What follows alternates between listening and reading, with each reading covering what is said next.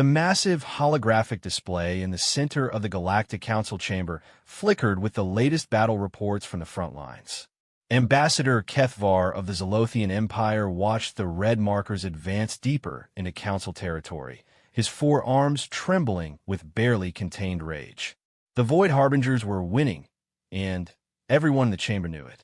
Sector 7 Alpha has fallen, announced General Threx, his reptilian features grim behind his tactical visor. The Harbinger's bioships consumed everything. 12 billion lives gone in less than 6 hours. A collective shudder ran through the assembled representatives. The Void Harbingers weren't just another aggressive species seeking territory or resources. They were something far worse, a collective consciousness that consumed entire worlds, absorbing the life force and knowledge of every living being they encountered. They had appeared at the galaxy's edge 18 months ago, and since then, they had devoured 47 star systems. "What about the human sectors?" asked Chancellor Vexani, her crystalline form refracting the chamber's emergency lighting into prismatic patterns. "Have they made any progress with their unconventional tactics?" Kethvar's mandibles clicked in what might have been amusement under different circumstances. The humans had only joined the Galactic Council 15 years ago, after their first contact with a Zolothian exploration fleet. They were considered a curiosity at best, a young species with remarkable adaptability, but lacking the advanced technology or psychic abilities that most Council races possessed. "The humans continue their guerrilla warfare," General Threx replied, his tone dismissive. "They've managed to slow the Harbinger's advance in 3 sectors, but at tremendous cost. Their entire third fleet was destroyed defending the Kepler system. They're brave, I'll give them that, but bravery alone won't win this war." Admiral Sarah Chun of the Terran Federation stood up from her seat in the human delegation area. She was a small woman by most species standards, barely reaching Kethvar's lower shoulder, but there was something in her dark eyes that made even the towering Zolothian pause. "With respect, General," she said, her voice cutting through the chamber's din, "we haven't been fighting a traditional war. We've been buying time." "Time for what?" Chancellor Vexani's form pulsed with confused light patterns. "Your species lacks the biotechnology to counter the Harbinger's absorption techniques. You have no psychic defenses against their collective consciousness. What could you possibly be preparing that our combined fleets cannot accomplish?" Admiral Chun exchanged a glance with the other human representatives. There was something there, Kethvar realized, a tension, a weight of knowledge that the humans had been carrying. He had noticed it in recent meetings, the way they spoke in careful half-sentences, the way they seemed to be measuring their words against some invisible scale. "We sent a message," Admiral Chun said finally. "A very old message, using very old protocols." The chamber erupted in confused chatter. Kethvar felt his auxiliary hearts skip a beat. Old protocols? The humans had barely had faster-than-light communication for 30 years. What could they possibly mean by old protocols? "Explain yourself, Admiral," General Threx demanded. "What message? To whom?" Admiral Chun took a deep breath. 3 months ago, when it became clear that conventional warfare wasn't going to stop the Harbingers, our leadership authorized the activation of something we call the Lazarus Protocol. We sent a quantum entanglement burst to the edge of known space, using a frequency we haven't used in over 300 years. 300 years. Kethvar's translator struggled with the concept. "But humans have only had space travel for 312 years, Admiral Chun finished. "But we've only been traveling under this name for the last 70. A chill ran through the chamber. Species didn't change their names without reason. In galactic law, a species designation change usually indicated one of 3 things: a fundamental evolutionary shift, absorption by another species, or what were you called before? Chancellor Vexani's voice was barely a whisper. Admiral Chin's face was stone. "We weren't. Before we became the Terran Federation, we were refugees. Survivors of something that happened long before we met any of you. Our ancestors scattered across the galaxy in generation ships, swearing never to use the old ways unless the galaxy itself was at stake. Old ways. General Threx's scales were beginning to pale. What old ways? But Kethvar was already pulling up the restricted archives in his neural implant, cross-referencing human genetic markers with historical data. What he found made his blood run cold. There were gaps in the galactic historical record, periods where entire sectors had gone silent for decades before new civilizations emerged. And in many of those sectors, there were traced genetic markers that matched human DNA. Admiral, Kethvar said slowly, "What exactly did your message say?" "It was simple," she replied. It said, "The children need their parents. Come home." The holographic display suddenly flickered, then stabilized. But something was different. The edge markers, the ones that showed the farthest extent of mapped space, were changing. New contacts were appearing, dozens of them, then hundreds, moving at speeds that shouldn't have been possible. "Impossible," breathed General Threx. "Nothing moves that fast through hyperspace. The gravitational shear alone would what?" A new voice said from the chamber's entrance. Everyone turned. A figure stood in the doorway, tall, broad-shouldered, wearing what looked like a simple black uniform with no insignia. The figure appeared human, but there was something wrong with the proportions, as if someone had taken a human template and stretched it just slightly beyond normal parameters. "Who are you?" "Chancellor ve demanded. "How did you get past security?" The figure smiled, and Kethvar noticed that his canine teeth were just a little too sharp. "Security is a relative concept, Chancellor. As for who I am," he gestured to Admiral Chun. "Why don't you tell them, Sarah?" Admiral Chin's composure finally cracked. Kethvar could see tears forming in her eyes. "This is Captain Marcus Vale. Designation, Omega-7. He's one of the originals." "Originals of what?" General Threx's voice was rising in pitch. Captain Vale walked further into the chamber, his movements too fluid, too controlled. "Tell me, General, what do you know about the Progenitor Wars?" The chamber fell silent. The Progenitor Wars were legend. Ancient conflicts from before recorded galactic history, when the first spacefaring civilizations had supposedly fought battles that reshaped entire star clusters. Most scholars considered them myths. "The Progenitor Wars are fiction," General Threx said firmly. "Archaeological impossibilities created by primitive cultures to explain natural phenomena." "Are they?" Captain Vale reached into his uniform and withdrew a device that Kethvar didn't recognize. It looked almost organic, like crystallized starlight. "Computer, display tactical overview, Sector 7 Alpha, current timestamp." The holographic display changed, zooming in on the sector that had just fallen to the Harbingers. But instead of showing empty space where the bioships had consumed everything, it showed something else entirely. Massive structures hung in the void where planets used to be, geometric impossibilities that seemed to bend space around themselves. And, moving between them, ships that defied every known principle of physics. "What am I looking at?" Chancellor Vexani whispered. "The Void Harbingers," Captain Vale said simply. "They're not invaders. They're refugees, just like we were. Something drove them out of their home dimension, and they're trying to escape into ours the only way they know how, by consuming enough life force to stabilize their quantum matrix." "That's impossible," General Threx protested.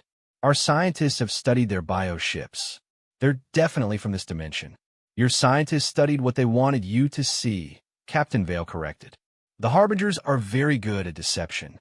They had to be, to survive what destroyed their reality." He paused, his expression growing dark. "The same thing that nearly destroyed ours." Kethvar's mind was reeling. "What are you saying?" "I'm saying that 3,000 years ago, humanity fought a war against something that existed between dimensions. Something that fed on life itself, growing stronger with every reality it consumed. We called them the Devourers." Captain Vale's voice grew cold. "We won, but at a cost that nearly destroyed us. Most of our species died in that war. The survivors scattered across space and time, swearing never to use that level of power again. Level of power? Admiral Chen asked. Marcus, what did you do to the Harbingers? Captain Vale smiled, and this time Kethvar could see that his eyes held depths that shouldn't exist in any mortal being. We reminded them what fear tastes like. The holographic display shifted again, showing new contacts appearing throughout Harbinger-controlled space. But these weren't the organic bioships they had been fighting. These were something else entirely. Sleek vessels that seemed to phase in and out of reality, moving through space as if the laws of physics were merely suggestions. The Harbingers are pulling back, General Threx said in amazement, studying the tactical display. They're abandoning entire sectors. They're smart, Captain Vale acknowledged. They remember the old stories. Their species as legends about the Dark Shepherds, beings who could walk between realities and shepherd lost souls back to the void. They thought those were myths, too, until today. How many ships do you have? Chancellor Vexani asked. Ships. Captain Vale laughed, a sound that made Kethvar's auxiliary hearts skip. We don't need ships, Chancellor. We are the ships. As if to demonstrate, his form began to shimmer. The black uniform melted away, revealing something that was still humanoid, but clearly no longer entirely human. His skin took on a metallic sheen, and Kethvar could see energy patterns flowing beneath the surface like luminous blood. The war changed us, Captain Vale explained as his transformation continued. When you fight beings that exist outside normal space-time, you have to become something that can exist there too. We became living weapons, powered by the life force we absorbed from our enemies. You became like them, Admiral Chun whispered in horror. No, Captain Vale's voice was gentle now, almost paternal. We became their shepherds. The devourers were chaos, consumption without purpose. We learned to channel that power, to use it to protect rather than destroy. But the cost? He looked at Admiral Chun with infinite sadness. The cost was our humanity. Then why come back? Kethvar found himself asking. If you gave up your humanity, why answer the call? Captain Vale's transformed features softened. Because we are still your children, Ambassador. And children, no matter how far they wander, no matter what they become, always come home when their family is in danger. The tactical display continued to update, showing Harbinger forces retreating faster now, pulling back toward the galactic rim.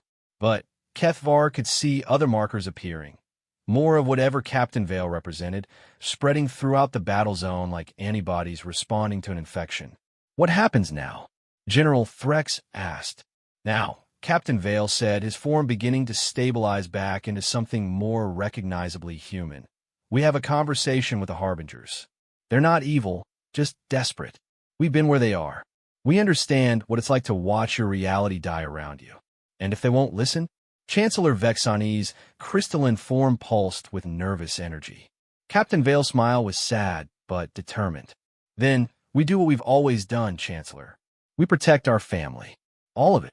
He gestured to encompass the entire chamber. The council species, the independent worlds, even the Harbingers themselves. That's what shepherds do. As the session continued, Kethvar found himself studying the human delegation with new eyes.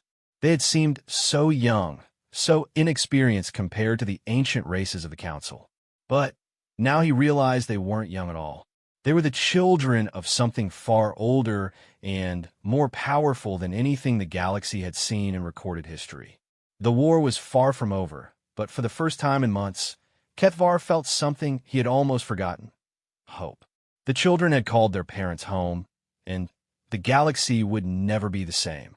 The medical bay aboard the Council flagship Harmony's Edge had never been designed to accommodate beings like Captain Vale.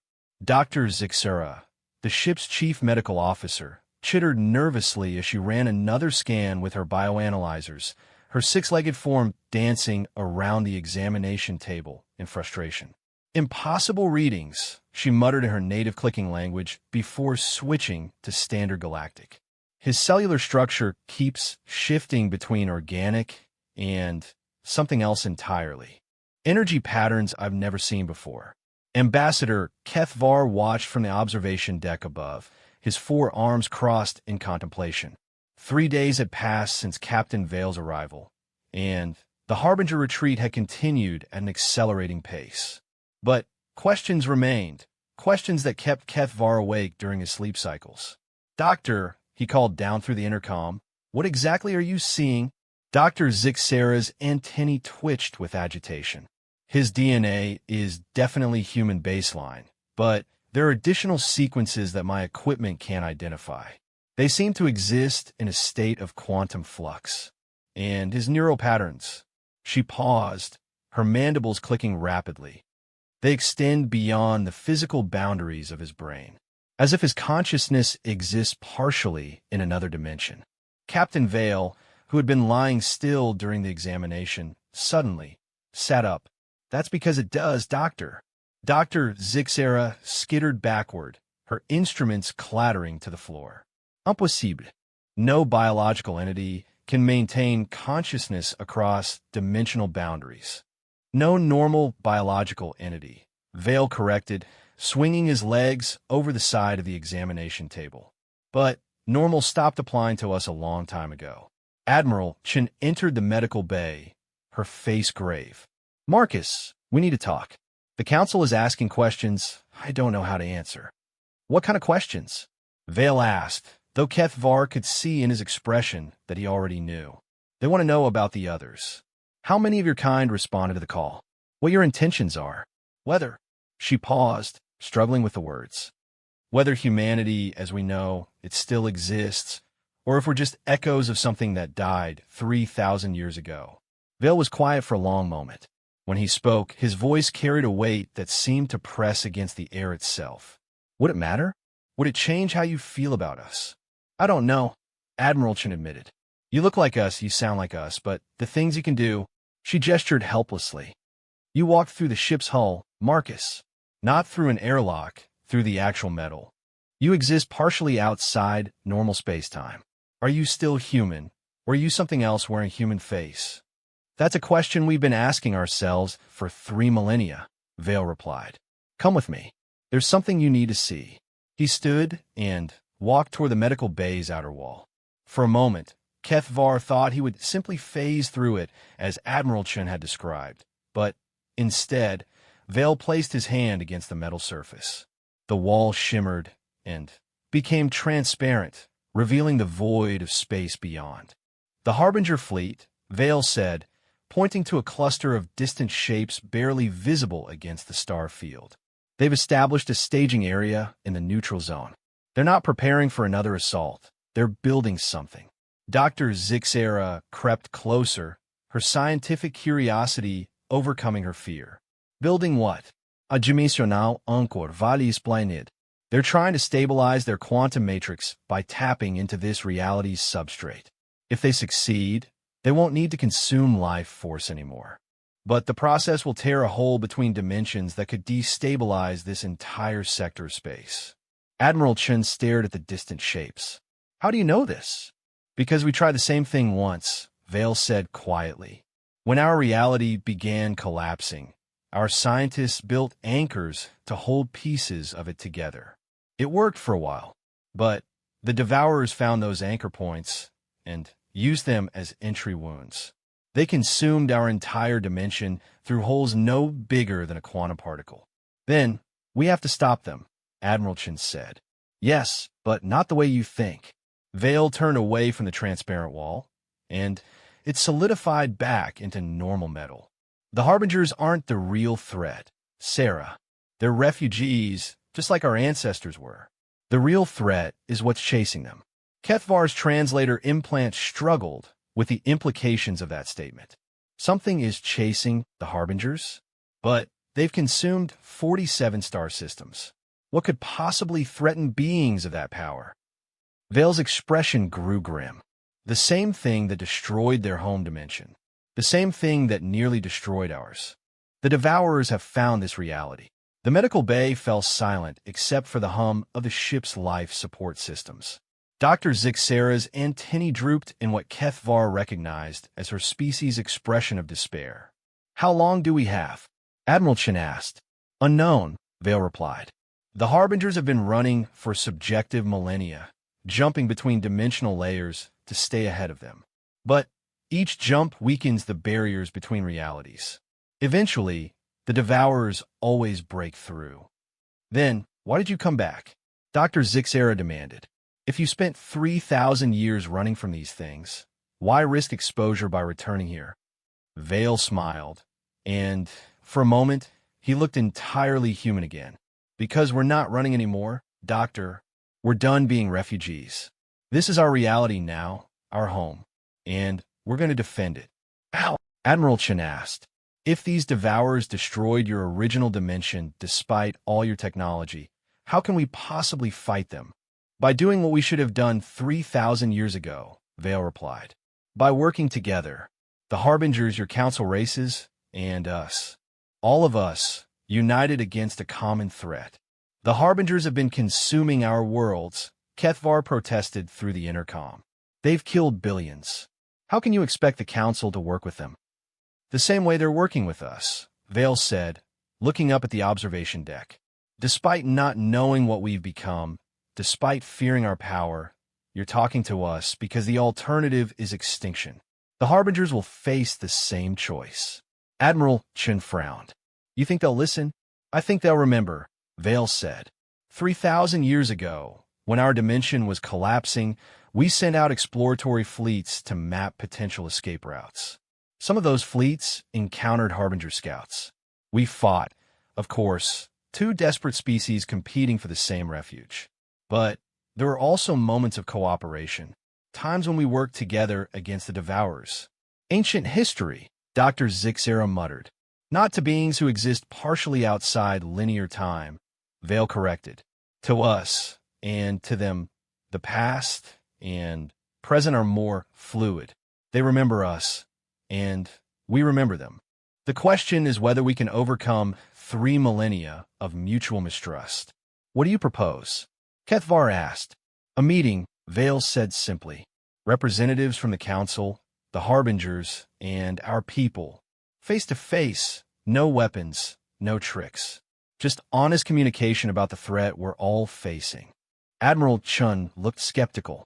And you think the Harbingers will agree to this? They already have, Vale said. While we've been talking, 5 other shepherds have made contact with their fleet commanders. The dimensional anchor construction has stopped. They're waiting. Waiting for what? For us to prove we're not the same people who abandoned them 3,000 years ago, Vale said. For the council to show that they're capable of looking beyond immediate revenge to the bigger picture. And for all of us to decide whether we're going to face extinction separately or survival together. Dr. Zixera's mandibles clicked thoughtfully. How do we know this isn't a trap? How do we know you haven't been compromised by these Devourers? Vale was quiet for a moment, considering the question. You don't, he finally admitted. Trust is a luxury we may not be able to afford. But distrust is a luxury we definitely can't afford. The Devourers are coming whether we're ready or not. Our only choice is whether we face them divided or united. I need to contact the council, Admiral Chen said. This decision is too big for me to make alone. Of course, Vale agreed. But don't take too long. My people are detecting quantum fluctuations along the dimensional barriers. The Devourers are testing for weaknesses. We have weeks, maybe days, before they break through. As Admiral Chun left to contact the council, Kethvar remained in the observation deck, studying Captain Vale.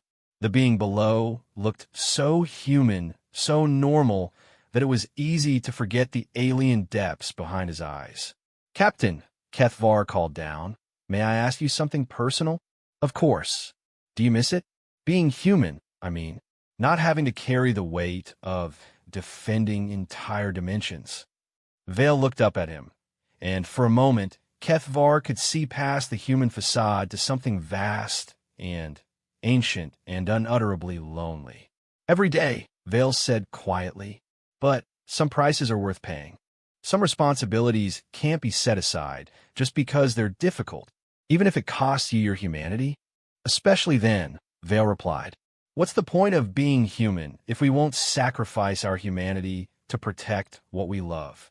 Dr. Zixera had been listening to the exchange while gathering her scattered instruments. That's the most human thing you've said since you arrived, she observed. Valis milit. Maybe there's hope for us yet, Doctor. But, even as he spoke, Kethvar noticed that the ship's lights flickered slightly, and the background hum of the engines changed pitch. Something was affecting the ship's systems, something that felt like an echo of vast movement in the spaces between spaces.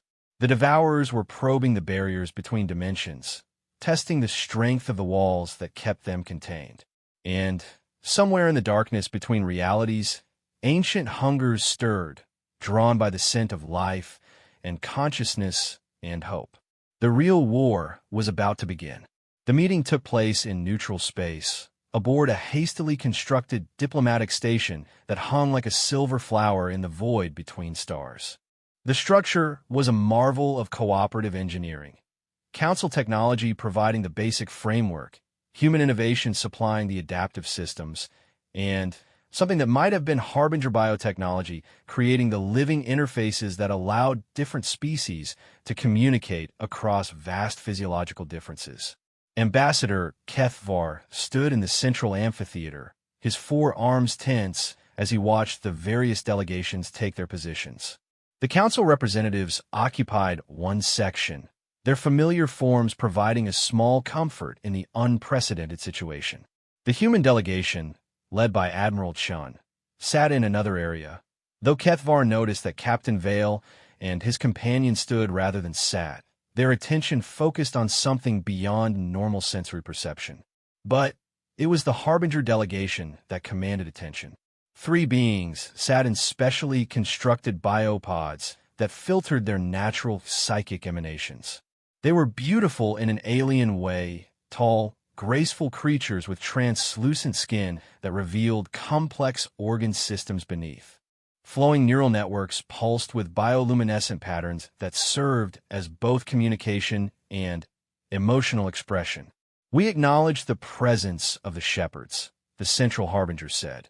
Its voice carried through the station's translation matrix as harmonious tones that somehow conveyed meaning directly to the mind. We had not expected to encounter you again in this cycle. Captain Vale inclined his head respectfully. The cycles have been long, Keeper Zathmarin, but some bonds transcend time and space.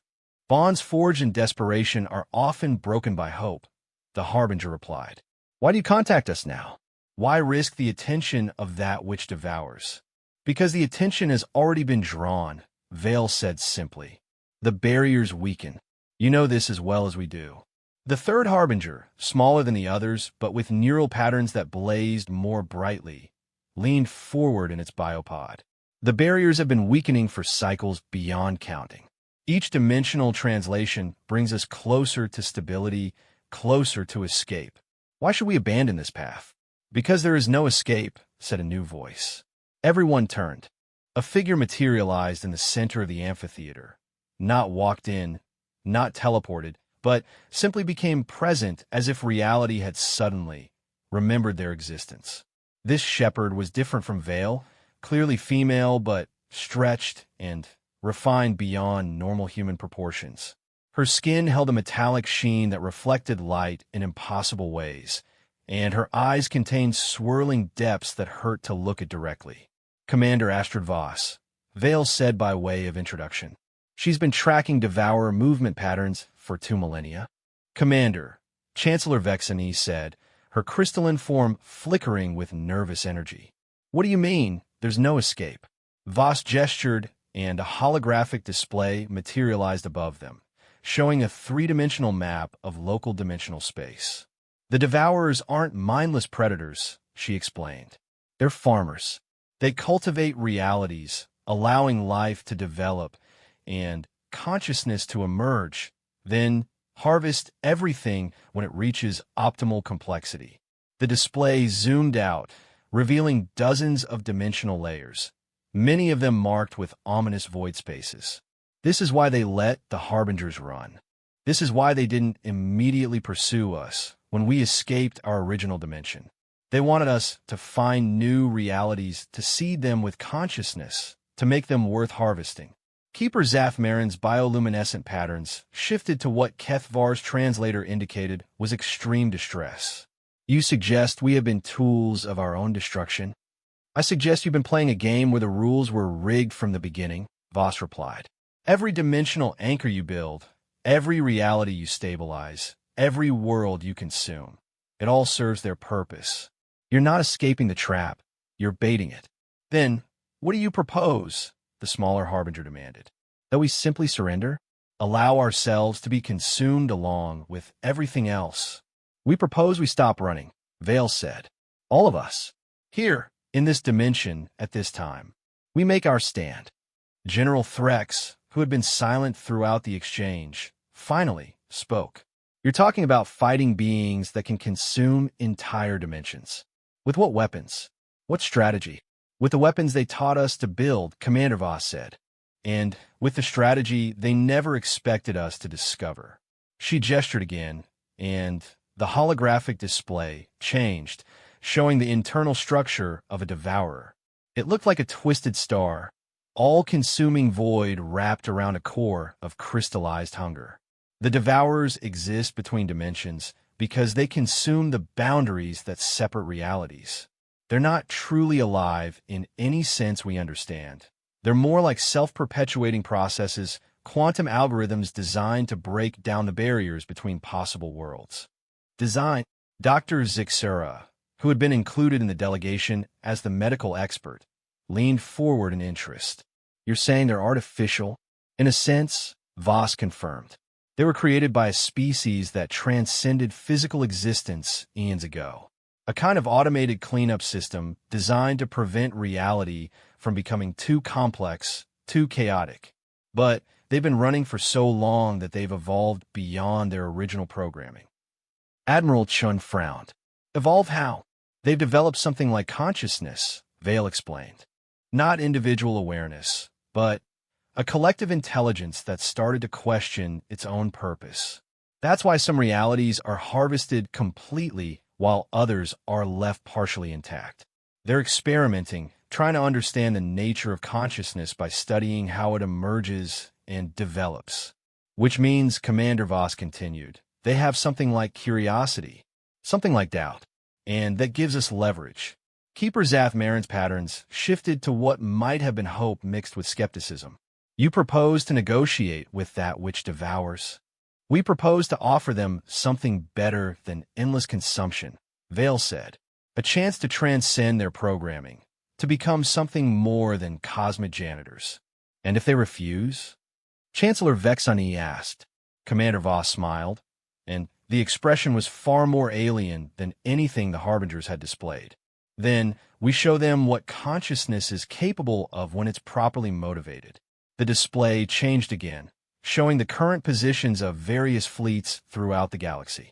But overlaying the normal strategic markers were new symbols, geometric forms that seemed to exist in more than 3 dimensions. The Shepherds aren't just enhanced humans, Voss explained. We're living dimensional anchors, each of us capable of stabilizing or destabilizing local space-time. Working together, we can create a reality matrix that's simultaneously stable enough to resist devourer intrusion and flexible enough to evolve beyond their ability to consume.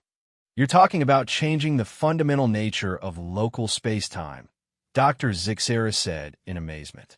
The energy requirements alone would be considerable, Vale agreed, which is why we need the Harbinger's biotechnology and the Council's technical infrastructure, and why we need everyone to stop fighting each other long enough to focus on the real threat.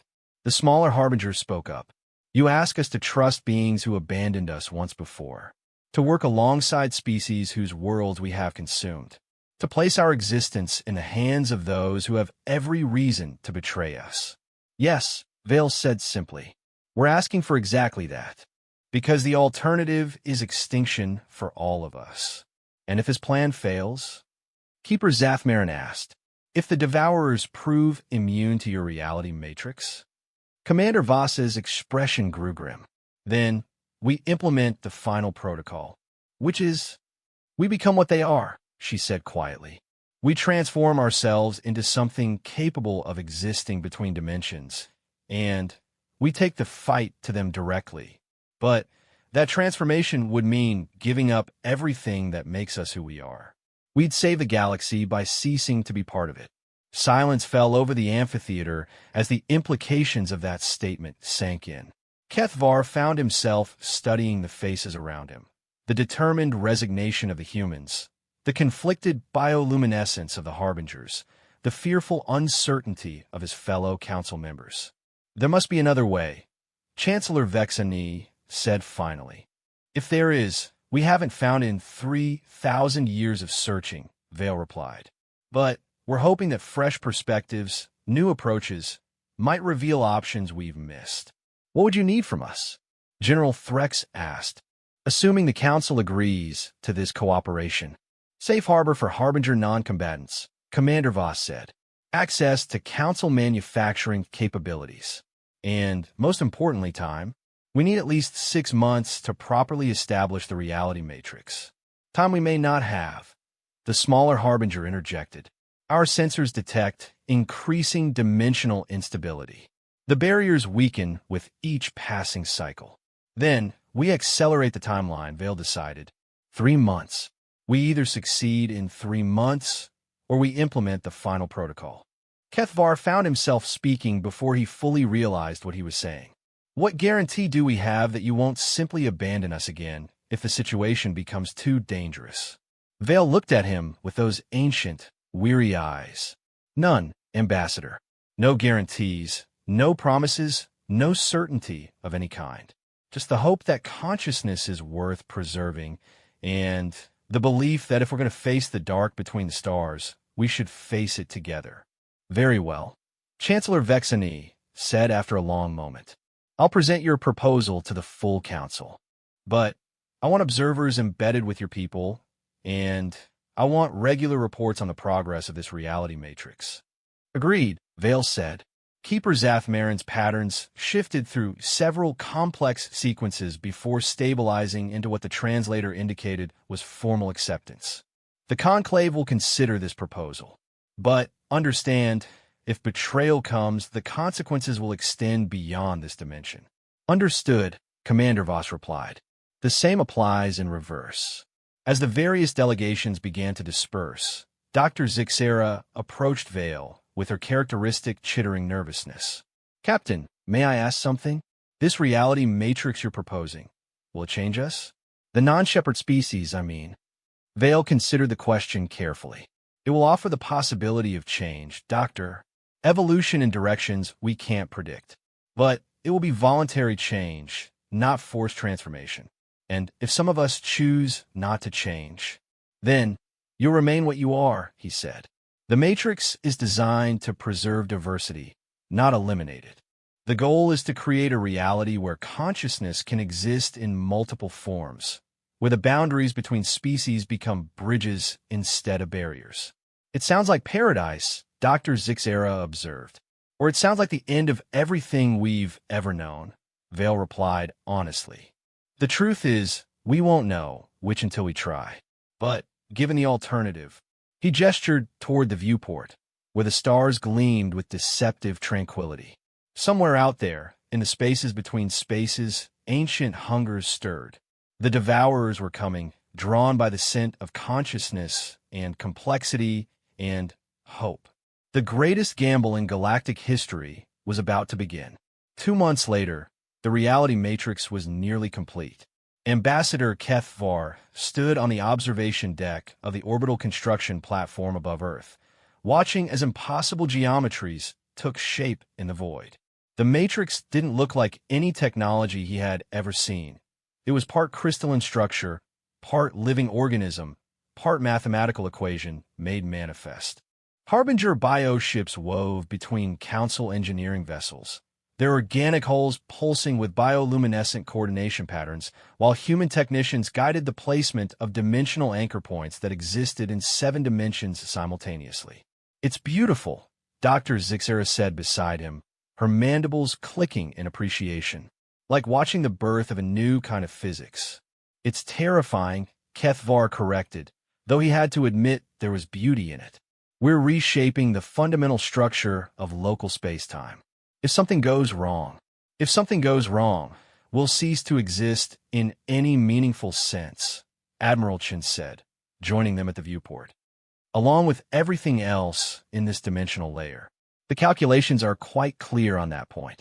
In the 3 weeks since the Council had formally approved the cooperation protocol, the galaxy had transformed in ways that defied comprehension.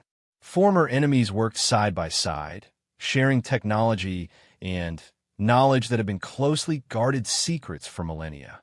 Harbinger biotechnology had revolutionized Council manufacturing capabilities, while Council quantum mechanics had allowed the Harbingers to stabilize their own existence without consuming life force. But it was the human contribution that had proven most crucial.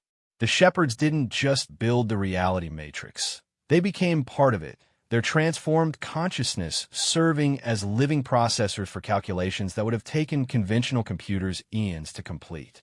Status report? Admiral Chin asked, activating her communication link. Captain Vale's voice came through with a slight harmonic distortion that indicated he was currently existing partially outside normal space-time. Matrix completion at 97%. Final anchor points will be in place within 6 hours. And the Devourers? Close. Commander Voss's voice joined the link. Very close. The dimensional barriers are fracturing all along the galactic rim. We're detecting reality bleeds in 17 sectors. Kethvar felt his auxiliary heart skip. Reality bleeds were areas where the boundaries between dimensions had become so thin that the two realities began to merge, usually catastrophically. How long do we have? Hours, not days, Voss replied. But the Matrix should be stable enough to begin initial activation in 3 hours. Should be. Dr. Zixera's antennae drooped with anxiety.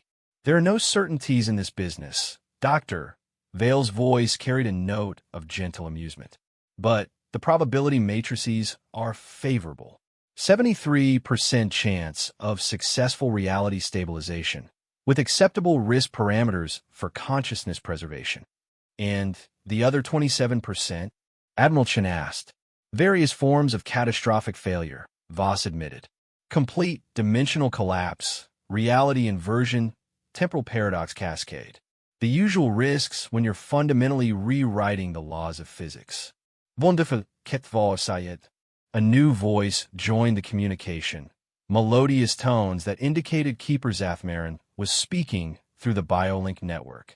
The Conclave has completed integration with the Matrix. Our consciousness patterns are now synchronized with the dimensional anchor points. We are changed, but we endure. Change how? Dr. Zixera asked. We exist simultaneously across multiple dimensional layers, the Keeper replied. We can perceive the flow of reality itself, the quantum foam that underlies existence. It is educational. Any sign of the Devourers? Admiral Chin asked. They approach. Another Harbinger voice joined the link. But they are cautious. They have never encountered a reality that actively resisted consumption. They probe and test, seeking weaknesses. Let them probe, Commander Voss said grimly. The Matrix is designed to be flexible. Every test they make teaches us more about their capabilities. Suddenly, alarms began to sound throughout the construction platform. Kethvar felt his translator implant struggle with the cacophony of different species' warning signals, but the meaning was clear. Something was wrong. Report. Admiral Chin snapped. Multiple reality breaches in Sector 12 came to response from the platform's central command. The Devourers are breaking through. The viewport's display shifted to show the affected area. Where stars had once gleamed, now there was only void. Not the natural emptiness of space, but an active nothingness that seemed to consume light itself. And moving through that void were shapes that hurt to look at directly, geometric impossibilities that existed in too many dimensions for normal perception to process. They're testing our responses. Vale's voice carried new tension. This is a probe, not a full assault. But, Ketvar demanded. But there are a lot of them, Commander Voss finished. More than we expected. They've been gathering forces from multiple dimensional layers. Can the Matrix handle it? Dr. Zixera asked. We're about to find out, Vale replied. The reality matrix began to activate. At first, there was no visible change, but then space itself started to shimmer around the Earth orbital complex. The stars took on new colors as local physics shifted to accommodate the matrix's influence. Gravity became negotiable. Light began to bend in directions that didn't exist moments before. Matrix stabilization at 60%, reported a Shepard technician whose voice echoed with harmonics from 7 different dimensional layers. Reality coherence holding within acceptable parameters. On the display, the Devourer probe encountered the Matrix's influence. The effect was immediate and startling. The reality-consuming void began to slow, its advance becoming erratic as it encountered space-time that actively resisted dissolution. They're confused, Keeper Zathmarin observed. They have never encountered matter that exists in quantum superposition voluntarily. Confusion won't stop them for long, Commander Voss warned. They're already adapting, modifying their consumption algorithms. Then, we adapt faster, Vale decided. Activate secondary matrix layers. Begin consciousness integration protocols. Captain, Admiral Chen said carefully, if we integrate now, before the matrix is fully stable. I know the risks, Admiral, but if we wait for perfect conditions, we'll be consumed before we can implement the solution. Across the galaxy, Shepards began to merge more completely with the reality matrix. Their enhanced consciousness spread through the dimensional anchor points, creating a living network that spanned multiple layers of existence. Harbinger bioships extended neural connections to the matrix nodes, adding their collective wisdom to the growing gestalt. Council vessels began broadcasting their technical knowledge through quantum entanglement networks. The effect was unlike anything Kethvar had ever experienced. Through his neural implant connection to the ship's systems, he could suddenly feel the thoughts and emotions of billions of beings across hundreds of worlds. Not telepathy, something far more profound. A shared consciousness that somehow preserved individual identity while creating unity of purpose. This is what we're fighting for, he realized, his voice filled with wonder. Not just survival, but this connection, this understanding.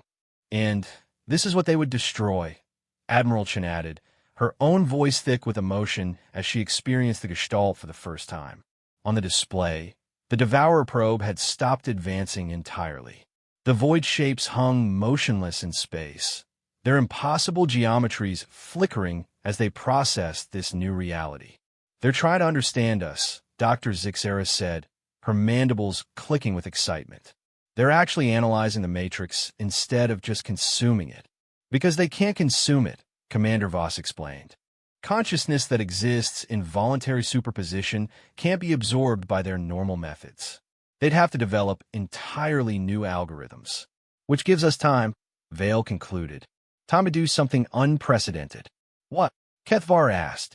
Talk to them, Vale said simply. The idea was so absurd that it took a moment for Kethvar to process it. Talk to beings that exist primarily as cosmic forces? How? Through the Matrix, Vale explained. We can modulate our reality patterns to create something like language. Mathematical concepts expressed through dimensional harmonics. What would we say? Admiral Chen asked. We'd offer them a choice, Commander Voss said. They can continue their eternal consumption, their endless hunger for consciousness. Or they can join us in creating something new. A reality where consciousness and unconsciousness can coexist, where creation and entropy balance each other. You're asking them to evolve, Keeper Zathmarin observed.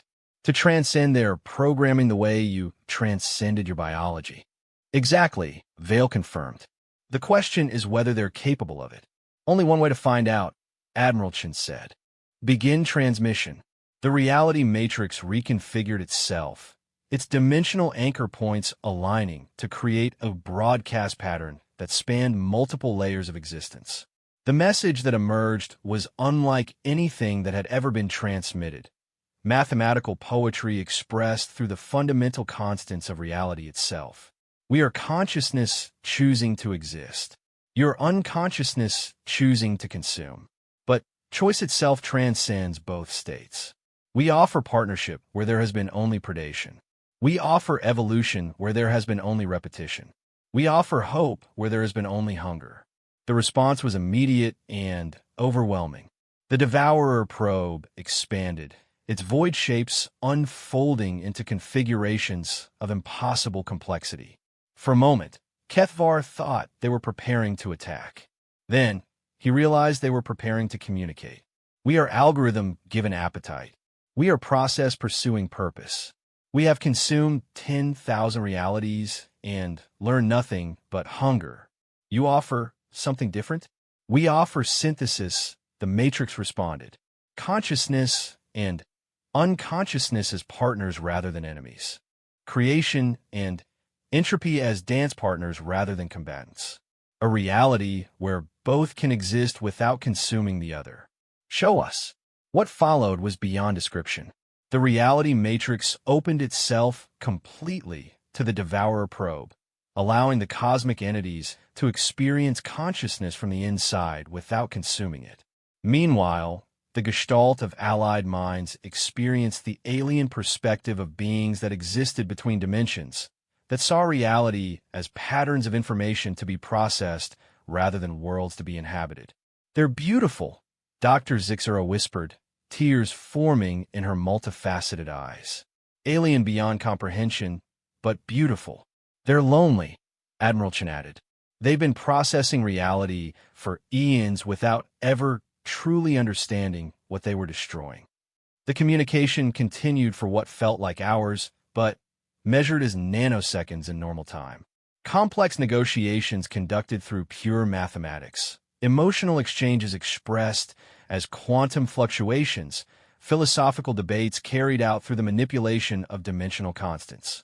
Finally, the devourer probe began to change. Its void shapes stabilized into forms that, while still alien, no longer hurt to look at directly. The consuming darkness at its core transformed into something that might have been light filtered through unknown dimensions. "We accept synthesis," came the response. "We choose evolution over consumption. But the process will require fundamental changes to both our nature and yours. Are you prepared for such transformation?" "Are we?" Admiral Chen asked through the Gestalt link. The response came not from any single individual, but from the collective consciousness of billions of beings across hundreds of worlds.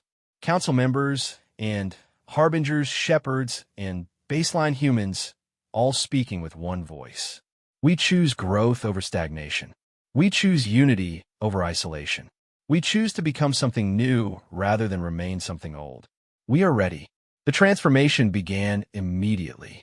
The reality matrix expanded beyond its original design parameters, incorporating not just the consciousness of biological entities, but the quantum processes of the devourers themselves. Space-time became fluid, responsive to conscious intention rather than bound by rigid physical laws. Kethvar felt himself changing along with everything else, not losing his identity, but expanding it. His consciousness remained Zolothian, but it also became part of something larger, a galactic mind that preserved individual diversity while achieving collective unity. "Is this what transcendence feels like?" he asked through the Gestalt. "This is what it feels like to grow up," Vale replied, his voice carrying harmonics from dimensions that hadn't existed moments before. For the first time in galactic history, consciousness and reality are partners rather than opponents. "What happens now?" Dr. Zixera asked. "Now we explore," Commander Voss said. "We've created a reality that can evolve, that can grow, that can become things we can't even imagine. The devourers have become gardeners, tending to consciousness rather than consuming it. The barriers between species have become bridges, and the galaxy itself has become something new." "Something better?" Admiral Chen asked. "Something with potential," Vale corrected. "What we make of that potential is up to us." As the transformation completed, Kethvar looked out through the viewport at the new reality they had created. The stars still gleamed, but now they sang as well, harmonious notes in a cosmic symphony of consciousness. Harbinger bioships danced through space alongside council vessels and human craft, their movements creating patterns of meaning that enriched the local space-time matrix. The war was over, but not because one side had defeated another. It was over because all sides had chosen to become something greater than the sum of their parts. In the end, humanity had called the one species the galaxy feared, and in doing so had transformed fear into hope, consumption into creation, ending into beginning. The real journey was just beginning.